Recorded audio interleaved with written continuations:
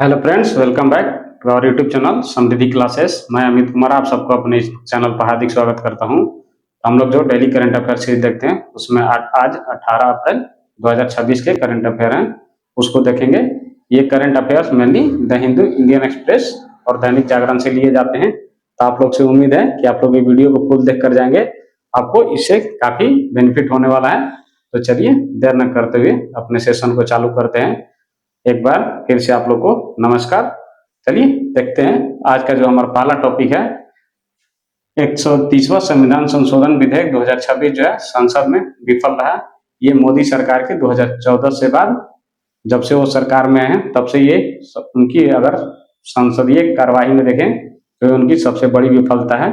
तो चलिए इसके जो संवैधानिक प्रावधान है उसके बारे में जानते हैं कि किसी भी संशोधन विधेयक को इस प्रकार से लाया जाता है। तो इसका बात करें तो इस संशोधन विधेयक को जो है विशेष बहुमत के थ्रू पास कराना था। विशेष बहुमत, इसमें प्रेजेंट एंड वोटिंग का 2/3 जो है वोट मिलना जरूरी होता है पक्ष में, तभी आप इसको पास करा सकते हैं या पारित करा सकते हैं। इसमें बात करें तो टोटल 528 जो सांसद थे उन्होंने पार्टिसिपेट किया था, यानी उस समय प्रेजेंट थे जिन्होंने वोटिंग करी है। इसमें देखें तो जो सरकार के पक्ष में कितने व्यक्तियों ने वोट दिया था, ये किया था 298 ने, ठीक है, 230 ने इसके विपक्ष में वोट दिया था। जो जरूरी इसमें 528 का 2/3 होता है विशेष बहुमत और 2/3 जो है प्रेजेंट एंड वोटिंग का। उस संशोधन विधेयक को पास कराने के लिए इसमें आता है हमारा 352 जो सरकार पूरी नहीं करा पाई थी। इसके बारे में जाने तो ये किस लिए आया था 131वां संविधान संशोधन विधेयक। ये था महिलाओं को रिजर्वेशन के लिए लोकसभा और विधानसभाओं में उनके प्रतिनिधित्व को बढ़ाने के लिए। ठीक है, यदि हम अपनी जितनी भी संवैधानिक प्रावधानों में देखें तो जितने भी हमारे इलेक्शंस होते हैं उसमें राज्यसभा, विधानसभा और लोकसभा और राज्य विधान परिषद की, उसमें देखें सदस्यों की संख्याओं में महिलाओं की भागीदारी जो है बहुत कम है। तो इसको बढ़ाने के लिए ये विधेयक लाया गया था ताकि इसको संख्याओं का, महिलाओं का जो है रिप्रेजेंटेशन इसमें बढ़ाई जा सके। तो इसमें जो था 33% महिलाओं के लिए सीटों की आरक्षण की व्यवस्था की गई थी। ये जो है लागू होता 2029 से, जब हमारी जनगणना जो है 2027 के आ जाते, उसके बेसिस पर ये होना था जो कि विफल हो रहा है।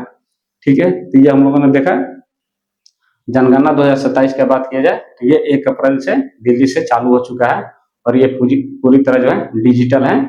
ये काफी इंपॉर्टेंट है कि फर्स्ट टाइम हमारी जनगणना का जो है शुरुआत पूरी तरह से ओनली डिजिटल हो रहा है। चलिए नेक्स्ट देखते हैं। कर्नाटक में बाघ संरक्षण के लिए डॉग स्क्वाड की भर्ती की गई, जिसको कैनाइन यूनिट्स भी बोला जा रहा है। ठीक है, इसमें कर्नाटक में देखें तो जो मेनली हमारे लिए इम्पोर्टेंट टाइगर रिजर्व है वो है कौन सा, बांदीपुर टाइगर रिजर्व।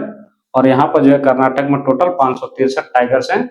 इसमें शिकारियों से बचाने के लिए, इन पर नजर रखने के लिए डॉग स्क्वाड की व्यवस्था की गई कर्नाटक सरकार के द्वारा। नेक्स्ट है 1969 में बैंकों का राष्ट्रीयकरण किया गया था, जिसमें 14 निजी बैंक जो थे उनका राष्ट्रीयकरण कर दिया गया था, जिससे छोटे बड़े जो उद्योग थे, कृषि क्षेत्र था उन पर और ग्रामीण क्षेत्रों में बैंकिंग सुविधाओं का विस्तार किया जा सके। ठीक है, उसके तहत ये बैंकों का राष्ट्रीयकरण माननीय प्रधानमंत्री श्रीमती इंदिरा गांधी के द्वारा किया गया था। उनके सफल नीतियों में ये सबसे बड़ी सफल नीतियों में एक है। नेक्स्ट है बीएसएफ की एक नई पहल चालू की गई है, जिसमें भारत और बांग्लादेश की सीमा पर जो दलदली क्षेत्र हैं वहां पर क्रोकोडाइल्स को यानी मगरमच्छों को डाला जाएगा, ताकि वहां से जो इन्फिल्ट्रेशन होते हैं, अवैध प्रवासियों का आगमन होता है, उसको रोका जा सके। ऐसा गृह मंत्री और बीएसएफ का प्रस्ताव है। नेक्स्ट है मासिक धर्म अवकाश जो है कर्नाटक सरकार का जो लाई गई नियम है, ठीक है, उसको कठोरता से पालन करने के लिए सरकार इस पर अपना विचार कर रही है और जो व्यक्ति और जो संस्थान इस पद्धति पर इस कानून को पालन नहीं करेंगे उनको दंडात्मक प्रावधानों के तहत लाना शामिल है।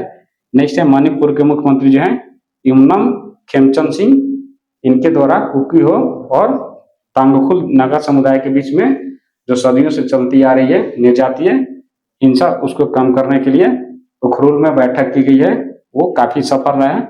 ये काफी इंपॉर्टेंट है, ठीक है। तो यूनम खेमचंद सिंह हमारे मणिपुर के मुख्यमंत्री हैं, और तांगखुल नागा समुदाय जो है एसटी ट्राइबल समुदाय और कुकी ट्राइबल समुदाय ये नागालैंड मणिपुर में देखने को मिलते हैं। नेक्स्ट है दिल्ली उच्च न्यायालय का निर्णय आया है, ये किस बाबत निर्णय है, तो इसमें देखें तो SC ST OBC के विद्यार्थियों को या परीक्षार्थियों को जो रिजर्वेशन मिलते हैं जिसमें नंबर ऑफ अटेम्प्ट्स और उनके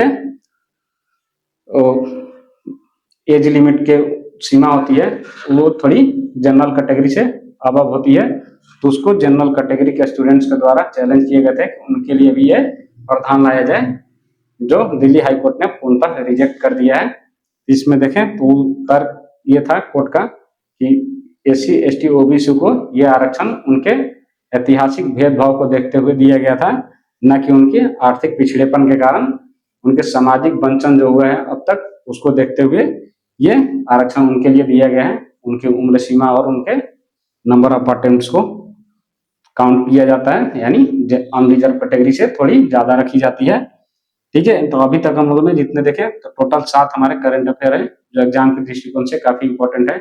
इसके अलावा हम लोग देख लेते हैं इसमें कर्नाटक में बाघ संरक्षण के बारे में जितनी बात की गई थी, इस यहाँ पर कौन कौन से नेशनल पार्क हैं और टाइगर रिजर्व है जो हमारे लिए एक इम्पोर्टेंट है। तो उसमें पहला है Bandipur tiger reserve, Kali tiger reserve, Bhadra वन जीव अभ्यारण्य, Dandeli national park, Mudumalai national park, ठीक है। इसके अलावा देखें तो कुद्रेमुख नेशनल पार्क, ये काफी इंपॉर्टेंट नेशनल पार्क है। सरावती वाइल्ड लाइफ सेंचुरी और बनेरघट्टा नेशनल पार्क जो है कर्नाटक में देखने मिलते हैं। ये हमारे एग्जाम के लिए काफी इंपॉर्टेंट है।